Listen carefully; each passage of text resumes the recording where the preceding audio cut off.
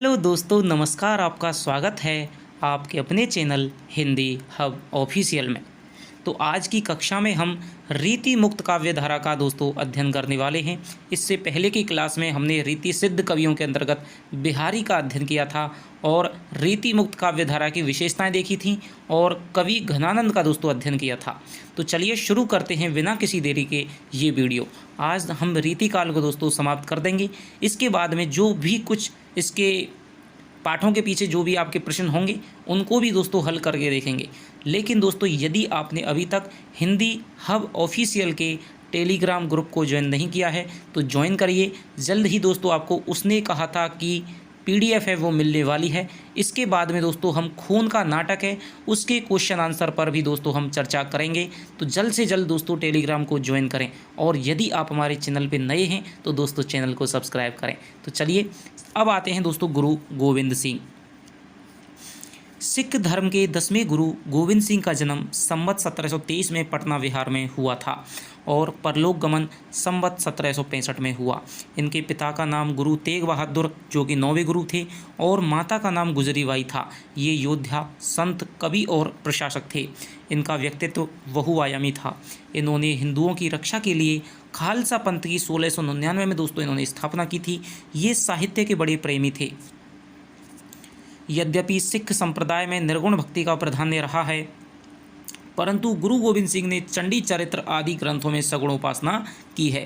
तो ये दोस्तों आपकी बहुत प्रसिद्ध इनकी रचना है जो पूछी जाती है कि चंडी चरित्र है वो किसकी रचना है, तो गुरु गोविंद सिंह की रचना है।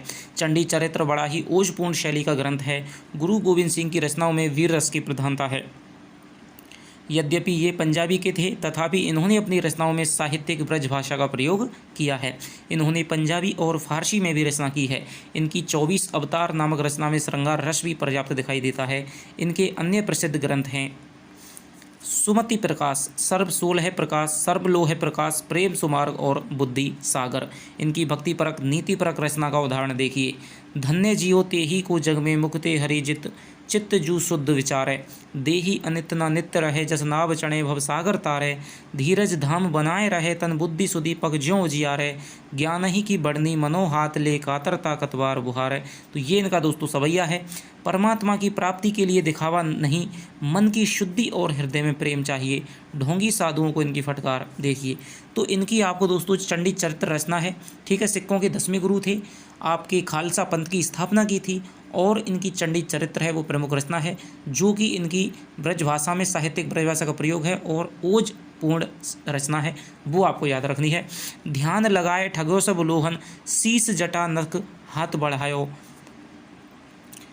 लाए भभूत मल्यो मुख ऊपर, देव अदेव सवे ढहकाए, लोभ के लागे फिरो घर ही घर, जोग के न्यास सवे बिसराए, लाज गही कछु काज करो नहीं, प्रेम बिना प्रभु ध्यान न आए। तो ये बात है वो यहाँ पर कहते हैं।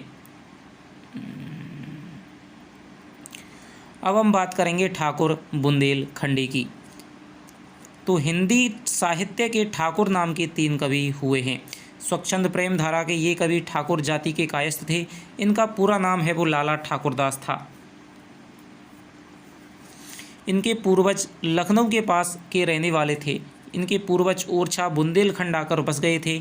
इनका जन्म संवत 1823 में ओरछा में हुआ था। ओरछा के ही दोस्तों जो केशवदास है वहाँ पर ओरछा के नरेश के राजकवि थे। ये जैतपुर के राजा केसरी सिंह के दरबार में रहने लगे थे। जोधपुर और विजावर के दरबार में इनका बड़ा नाम था। जैतपुर के राजा केसरी सिंह के बाद इनके पुत्र राजा परीक्षित के दरबार में इनको बहुत सम्मान मिला। पद्माकर के आश्रयदाता हिम्मत बहादुर के दरबार में भी इनका बड़ा आदर था। इनका परलोक गमन 1880 के आसपास हुआ था। इनकी एक रचना है ठाकुर ठसक, नाम से लाला भगवान दीन ने प्रकाशित करवाई थी। घनानंद की तरह ठाकुर ने भी काव्यगत मान्यताएं स्थापित की हैं। इनको परंपरागत परपाटियों पर कविता करना स्वीकार नहीं था। आचार्य शुक्ल लिखते हैं कि ठाकुर बहुत ही सच्ची उमंग के कवि।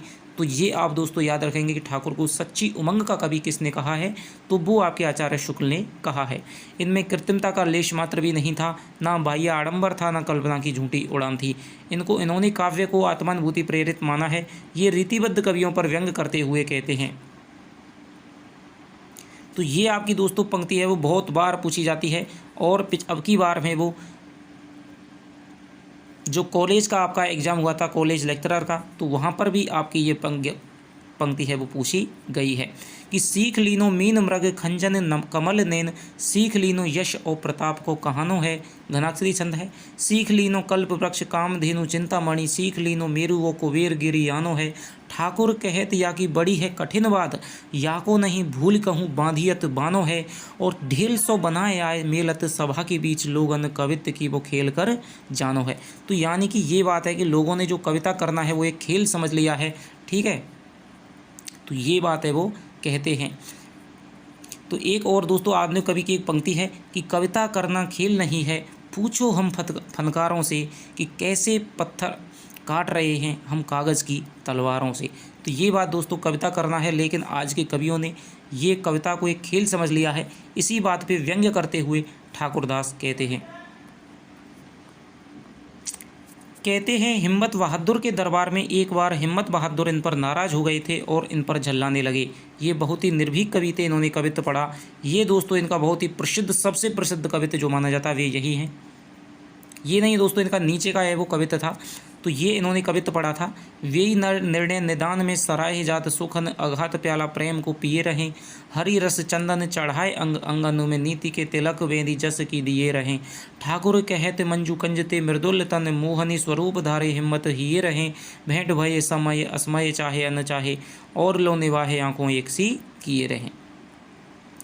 इन पर हिम्मत बहादुर ने जब और कटु वचन कहे तो कवि ठाकुर ने म्यान से तलवार निकाल ली और यह कवित्व पढ़ा था। ये जो इनका दोस्तों कवित्व है वो सर्वाधिक प्रसिद्ध माना जाता है और बहुत बार यानी कि ठाकुर से यदि कोई पंक्ति पूछी जाती है तो ढेल सो आए वाली वो पंक्ति, और सेवक सिपाही हम उन राजपूतन के। तो चौजिन के चौजीमा ये आपके दोस्तों 2018 में पूछ ली गई है, ठीक है।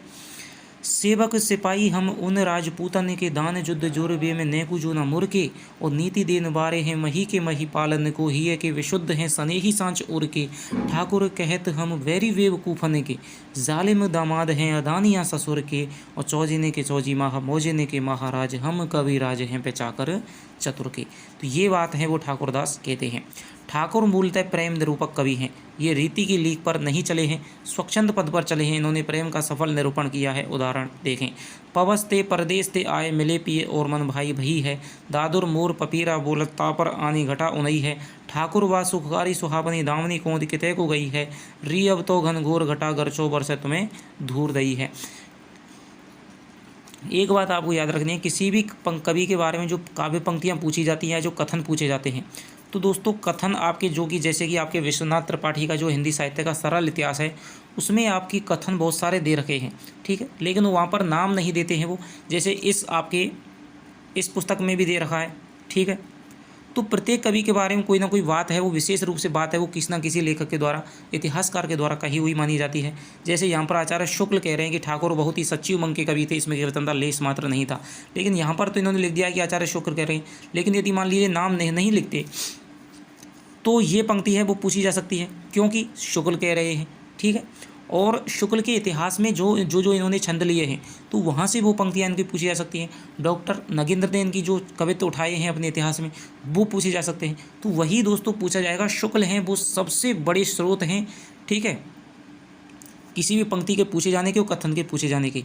तो ये आपको इन पुस्तकों में ही दोस्तों जो पंक्तियाँ आ रही हैं, ठीक है, वही आपसे पूछी जाएंगी। हालांकि नाम भले ही नहीं दे रहा हो, लेकिन आप उन पंक्तियों को यहाँ पर नोट कर करके उनको देखना कि किस किस की ये कवि हैं। तो वो सारी की सारी पंक्तियाँ दोस्तों आपको हिंदी साहित्य कक्षाओं के अंतर्गत वो मिल जाएंगी।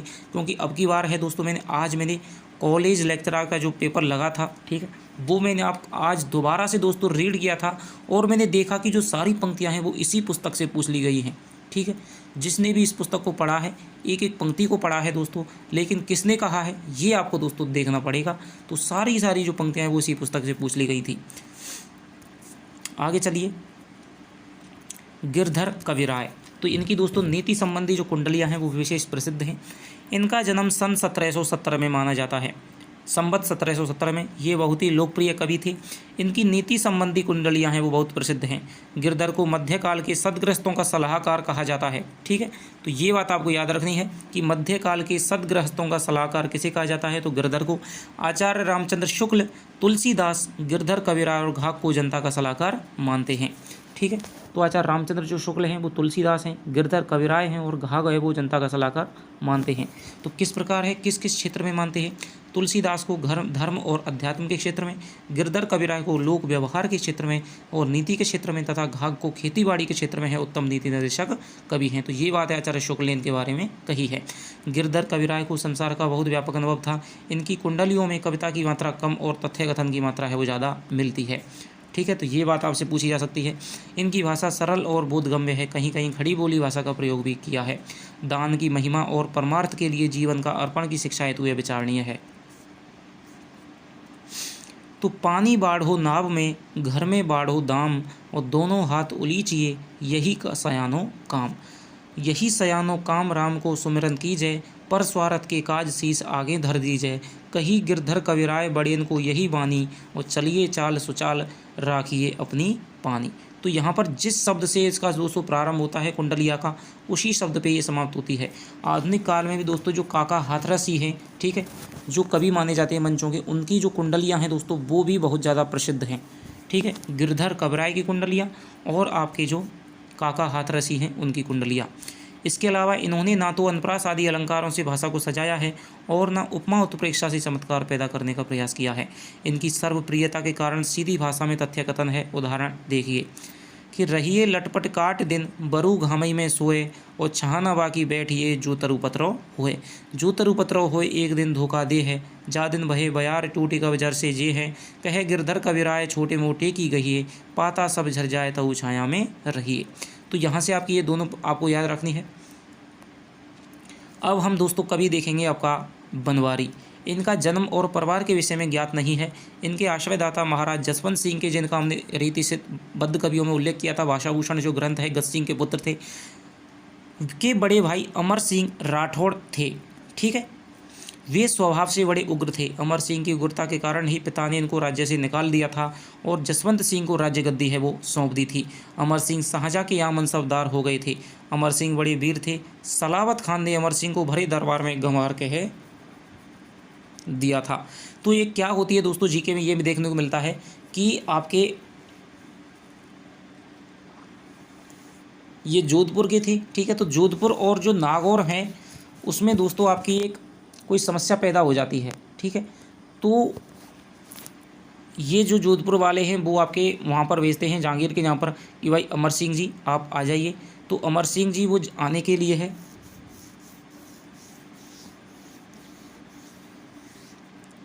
जहांगीर से आज्ञा लेने के लिए जाते हैं। ठीक है, शाहजहाँ से जो आज्ञा लेने के लिए जाते हैं, लेकिन शाहजहाँ का जो पीए था वो था आपके सलावत खान, तो वो उनको बीच में ही रोक लेता है। ठीक है, वो यूँ कहता आप नहीं मिल सकते, वो यूँ कहता मेरा मिलना ज़रूरी है। तो वो इनको गंवार कह देता है। ठीक है, पढ़े लिखे थे फिर भी इनको गंवार कह देता है।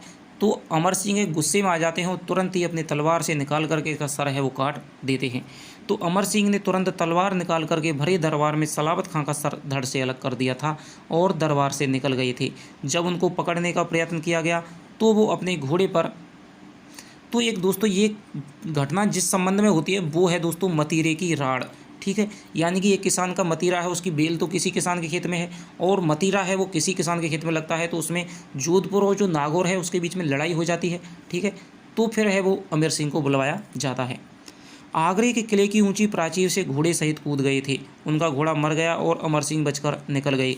आज भी आगरे के किले के जहां घोड़ा कूदा था वहां एक छोटा सा स्मारक बना है। कवि बनवारी ने इस घटना का बड़े जोशपूर्ण शब्दों में वर्णन किया है कि धन्य अमर क्षिति छत्रपति, धन्य अमर क्षिति छत्रपति, अमर तिहारो मान, और शाहजहाँ की गोद में हन्यो सलावत खान। उत गगार मुक्ते कटी, यानी कि उससे उसने गंवार कहा है। उते कड़ी जमधार, और वार कहन, यानी कि वार भी नहीं कह पाया, और वही कटारी पार। तो कटारी का दोस्तों इन्हें धनी कहा जाता है। अमर सिंह को कटार का धनी कहा जाता है। इनकी श्रृंगार की कविता में भी यमक अलंकार का प्रयोग विशिष्ट है। इनकी कविता में यमक का चमत्कार देखिए। तो देखना दोस्तों यमक किस प्रकार से इन्होंने प्रयोग किया है कि नेह बरसाने सरसाने नेह बरसाने। ठीक है, यह बरसाने बर मुरली बजावेंगे, और साजू लाल सारी करे लाल सारी, देखवे की लाल सारी, लाल देखे सुख पावेंगे। तू ही उर्वशी नाही औरती है, कोटि उर्वशी तजी तो सो चित्त लावेंगे, और सजे बनवारी तन आवरण, गोरे तन वारी बनवारी आज आवेंगे। तो यहाँ पर देखिए दोस्तों ये है बनवारी बनवारी तन आवरण, तो ये आपका अलंकार है दोस्तों, वो पूछा जाता है। इसके अलावा जो उर्वशी उर्वशी वाला एक तो आपके बिहारी का है, ठीक है, तो वो आपसे पूछा जाता है। उर्वशी में एक तो आपका उर्वशी जो अप्सरा है वो है उर्वशी, यानी हृदय में बसना। और आपके ये दो क्वेश्चन है दोस्तों आपके जो अभी कॉलेज का लेक्चरर का एग्जाम 2021 है, इसमें पूछा गया था, ठीक है। इनका सही क्रम क्या है, बिहारी का जो दोहा है वही पूछा गया था कि तो परवार उर्वशी सुन रात के सुजान, तू मोहन के उर्वशी हवे उर्वशी समान। तो पहली जो उर्वशी है उसका अर्थ है आपके जो उर्वशी नाम की अप्सरा है, दूसरा है उर में बसी हुई, और तीसरा है आपके भूषण विशेष, यानी कि एक अलंकार होता है जिसे उर्वशी कहा जाता है। इस प्रकार हम देखते हैं कि रीतिकालीन हिंदी साहित्य की प्रमुख प्रवृत्ति श्रृंगारी रचना है। यह श्रृंगारी रचना रीतिबद्ध और रीतिमुक्त दो प्रकार की है। जहाँ तक कला पक्ष का संबंध है, यह काव्य मुक्त रूप से विरचित है, ब्रज भाषा में है। इसमें अलंकारों का बाहुल्य और धुआ कवि सवैया आदि छंदों में इसका विनियोग हुआ है। तो ये दोस्तों हमने यहाँ पर आपके पूरे आपके रीतिबद्ध, रीति मुक्त और रीति सिद्ध कवियों का अध्ययन कर लिया है। रीति मुक्त कवियों में आपके प्रमुख रूप से घनानंद आते हैं। इसके अलावा आपके ठाकुर बुंदेलखंडी, आलम और दोस्तों बोधा है, वो यहाँ पर नहीं है, तो बोधा है दोस्तों, आलम है वो आपके रंगरेजिन शेख नामक रंगरेजिन से आपके प्रेम करते थे, ठीक है, और बोधा है, ठीक है। विरहवारी से उनकी जो रचना है वो प्रमुख रूप से पूछी जाती है। ऐसा कोई इनका खास नहीं है, हालांकि इनके बारे में यही पूछा जाता है। पिछली बार 2018 की सेकंड ग्रेड में यही क्वेश्चन आया था, निम्न में से कौन सा रीति मुक्त काव्यधारा का वो कवि नहीं है, तो वहाँ पर पद्माकर ऑप्शन में था, तो पद्माकर है वो रीतिबद्ध काव्यधारा से जुड़े हुए हैं, ठीक है। तो सेकंड ग्रेड में तो आपसे छोटा सा क्वेश्चन है, एक आध दो प्रमुख रचनाएं वही आपसे पूछी जाएंगी, ठीक है। और आचार्य शुक्ल ने आलम के बारे में कहा है कि इनका एक एक जो वाक्य है, इनके एक एक वाक्य में इसका दर्द है, प्रेम की पीर है वो भरी हुई है। तो ये दोस्तों आपके हैं वो पूरा का पूरा रीतिकाल है वो समाप्त हो गया है।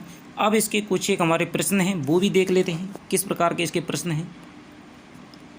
तो ये जो प्रश्न है दोस्तों यहाँ से आपका सीधा उठाया गया था 2018 के सेकंड ग्रेड में।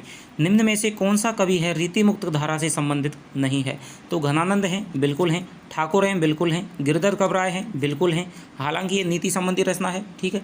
रीति मुक्त धारा में मुख्य रूप से आपके 5 कवियों का नाम लिया जाता है, घनानंद, बोधा, आलम, ठाकुर और द्विजदेव। तो गिरधर कबराय हैं, ये भी दोस्तों रीति मुक्त ही मानिए, लेकिन जो देव हैं वो आपके रीतिबद्ध कवि हैं।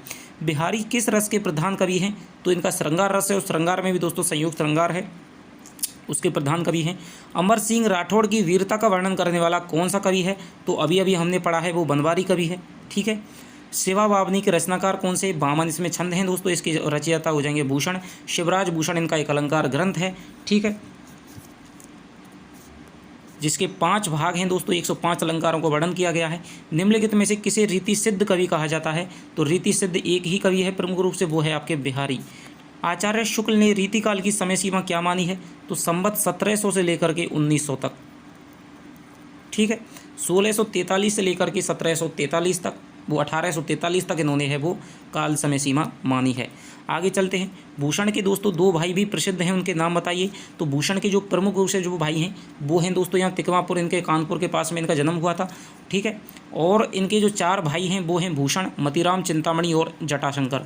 रीतिकालीन कवियों में 3 वर्ग कौन कौन से हैं, तो आचार्य विश्वनाथ प्रसाद ने रीतिकाल का विभाजन है वो 3 भागों में किया था, रीतिबद्ध कवि, रीति सिद्ध कवि और रीति मुक्त कवि। और क्या क्या कौन कौन है दोस्तों ये आप जानते ही हैं। किस रचनाकार को योद्धा, संत, कवि और प्रशासक कहा गया है, तो हमने अभी पढ़ा सबसे ज़्यादा, यानी कौन से हैं, गुरु गोविंद सिंह है, जिनकी रचना है चंडी चरित्र। राजस्थान का ऐसा कौन सा राजा था जो कवि था और जिसने अलंकार ग्रंथ की रचना की थी, तो वो थे दोस्तों आपके जसवंत सिंह। उन्होंने भाषा भूषण नामक अलंकार ग्रंथ की रचना की थी, जिनके बारे में आचार्य शुक्ल ने कहा है कि ये हिंदी साहित्य में आचार्य की हैसियत से आए थे, ना कि कवि की हैसियत से। तो ये बात इन्होंने आचार्यत्व की इनकी शुक्ल ने बहुत ज़्यादा प्रशंसा की है। कवि गंग को जब हाथी से चिरवाया जा रहा था तब हाथी को देख करके कवि ने क्या पद कहा था कि सुनी चाहे वही परमेश्वर की, तब गंग को लेन गणेश पठायो। तो ये वाला जो सवैया है दोस्तों वो इन्होंने कहा था, जो हमने पढ़ा था। भाषा भूषण से उद्धृत अत्युक्ति अलंकार का उदाहरण वाला पद लिखिए, तो हमने ये देखा था अत्युक्ति अलंकार यह वर्णत अतिशय भूप और जाचक तेरे दान ते गए कल्प तरु भूप। तो ये वाला दोहा है, हमने पढ़ा था, ठीक है। रीतिकाल की धार्मिक विशेषता बताइए, तो धर्म में दोस्तों यहाँ पर है वो मुगलों का दोस्तों यहाँ पर शासन था, ठीक है, आडंबर था, बिल्कुल कोई भी नहीं, धार्मिक जनता है वो निराशा हताशा थी। और देव की सब शक्ति के बारे में क्या कहा है कि अभिधा उत्तम काव्य है, मध्य लक्षणाहीन और अधम व्यंजना रस विरस उल्टी कहत नवीन। आचार्य विश्वनाथ प्रसाद मिश्र का कवि बिहारी के विषय में क्या कथन है? तो बिहारी के विषय में आचार्य विश्वनाथ प्रसाद मिश्र ने कहा है कि बिहारी ने लक्षण ग्रंथों की रचना तो नहीं की है, लेकिन उन्होंने उनकी जो बिहारी सतसई है उसमें जो लक्षण ग्रंथों की जो विशेषता है वो स्वतः सिद्ध होती चली गई, रीति सिद्ध है, रीतियाँ हैं वो स्वतः सिद्ध होती चली गई, इसलिए बिहारी हैं वो रीति सिद्ध कवि माने जाते हैं। तो आगे क्वेश्चन है ये दोस्तों आपके बड़े क्वेश्चन हैं, ठीक है, इनके बारे में हमने विस्तार से पढ़ाई है तो कोई दिक्कत नहीं है। तो ये आपके दोस्तों यहाँ पर प्रमुख क्वेश्चन माने जाते हैं। तो आशा करता हूँ कि दोस्तों आपको ये रीतिकाल है वो आपका पसंद आया होगा। ये कक्षा यदि आपको पसंद आई हो तो दोस्तों लाइक करें। आगे की कक्षाओं में दोस्तों हम शुरुआत करेंगे आधुनिक काल। आधुनिक काल में हम दोस्तों सबसे पहले पढ़ेंगे पद्य के बारे में, ठीक है, और गद्य के बारे में यहाँ एक साथ ही दोस्तों बताया जाएगा। सबसे पहले भारतेंदु युग, उसके बाद में द्विवेदी युग, उसके बाद में छायावादी युग, प्रगतिवादी युग, प्रयोगवादी युग, ठीक है, और फिर नई कविता, साठोत्तरी कविता, साठोत्तरी कविता के रूप में समकालीन कविता है, समांतर कहानी आंदोलन है वगैरह वो है, ठीक है, वो हम दोस्तों पढ़ेंगे। तो गद्य और पद्य है वो एक साथ ही पढ़ने वाले हैं। लगभग आपकी 5-6 वीडियोज में आधुनिक काल है वो समाप्त हो जाएगा। तो लगभग दोस्तों आपकी पूरी की पूरी 20 कक्षाओं में है वो ये किताब है दोस्तों पूरी हो जाएगी। मैंने दोस्तों बहुत ही आपके विस्तार के साथ में समझा करके जितना इस कक्षा के सीमाएं हैं उसके अनुसार है समझा करके मैंने दोस्तों आपको बताने का प्रयास किया है। यदि आप विस्तृत और पढ़ना चाहते हैं तो दोस्तों कमेंट करके बताइएगा, ठीक है। हिंदी साहित्य की कक्षाएँ वो चल रही हैं, लेकिन उनकी तरफ है वो मेरा ध्यान है वो विशेषकर से कम है। कुछ समस्या भी चल रही है जिसकी वजह से क्लास है दोस्तों वो आपकी सही टाइम पर अपलोड नहीं हो पा रही है। तो जितना आप प्यार सपोर्ट देंगे दोस्तों उतना ही मैं करने का प्रयास करूंगा। तो चलिए आपसे मिलता हूं अगली कक्षा में, तब तक के लिए ध्यान रखिएगा। तब तक के लिए जय हिंद, जय भारत।